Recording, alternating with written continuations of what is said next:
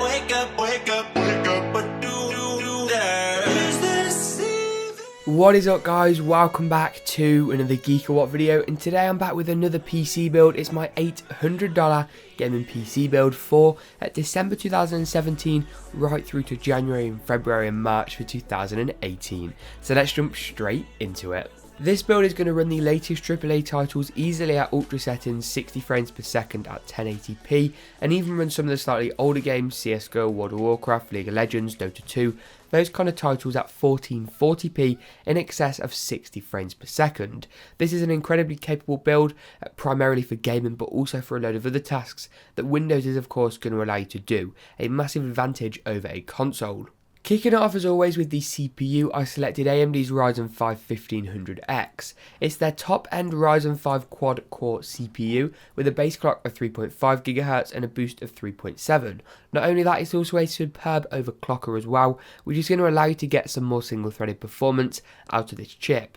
Not only that, it's got a really power efficient design with a thermal TDP of just 65 watts and includes a superb CPU cooler right out of the box to save you a little bit of cash. Not only that, these AMD Ryzen 5 chips keep being discounted all over the place. Links for everything will be in the description below, of course, and it's a great chip to pick up. In terms of the motherboard, I selected ASUS's Prime B350M-E. It's a Micro ATX motherboard, which means you get the sweet spot between price, performance and feature set, and running on the B350 chipset, you get a whole load of other advantages. For example, you get M.2 connectivity, more SATA 3 6GB/s ports, 4 RAM DIMM slots for a really good upgrade and future-proofing on the RAM front side, and not only that, you of course get overclocking support on this B350 chipset on a motherboard that costs less than $80, which is really impressive. Not only that, design-wise it looks superb and the red accents fit very well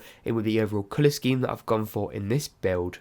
For the memory, this one pains me to say. I went for 8GB of Crucial's Ballistix Sport LT, clocked at DDR4 2666 MHz. Now the reason it pains me to say this is because RAM has skyrocketed in price over recent years. Normally at this price point I'd recommend 16GB of RAM, as that really is becoming the new 8, so to speak. 16GB is the sweet spot for gaming, but given its ludicrous price at the moment, it just isn't affordable in this budget. RAM has literally doubled over the past year due to different memory shortages globally, which is a real shame. That being said, this single 8GB DIMM will allow you to upgrade very easily to 16GB by purchasing this identical DIMM again and putting it in one of the spare slots, and looks really nice indeed. Next up in this build is the storage, and thankfully this is a component that's gone down in price over recent years rather than up. For less than $60 you can get a 2TB Seagate Barracuda hard drive in the 3.5-inch form factor. It comes in with a 7200 RPM speed, which is as fast as your mainstream consumer hard drives get, and will do the job nicely with over 2000GB of storage for your movies, music, games, all of that good stuff.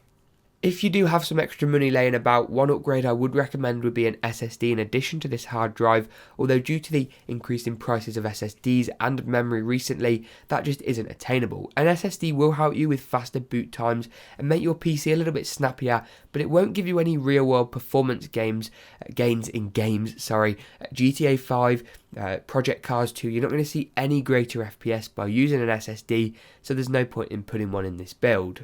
Next up on this list is the graphics card, and this is another component that over 2017 has just gone up and up in price and will continue to do so, I expect, throughout 2018. This really came down to the high demand of cryptocurrency mining, which requires powerful graphics cards. This EVGA GeForce GTX 1060 is fairly reasonably priced, hasn't gone up too much, and has a 6GB frame buffer. When shopping for GTX 1060s, you want to go for the one with a 6GB amount of VRAM, as this is going to give you more room for ambient occlusion and textures and anti-aliasing, and it's going to work better overall. Not only that, this EVGA card has a really nice cooler, allowing for good thermal performance, better boost clocks, and also a bit of overclocking if you do fancy it.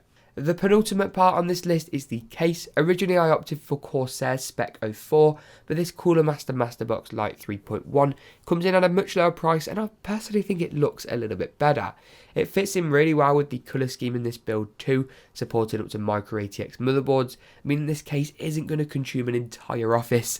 It also supports full-size ATX power supplies, which saves you some money on that front, and has some good airflow options with included red, white and black accent colours, which is really good for customization purposes. Finally, the last component on this list is the power supply. It's from the guys over at EVGA, and it's their 600 watt 600B 80 plus bronze certified unit.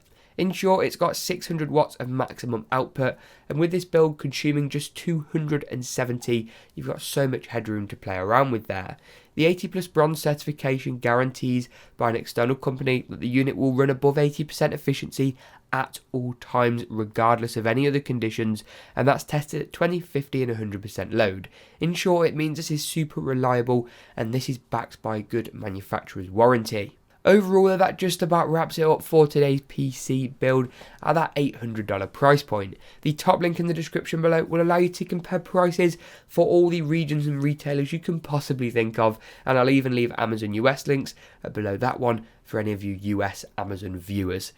That wraps it up for today's video though. If you enjoyed it, smash that like button, subscribe for more, but as always, we'll see you in the next GeekaWhat video.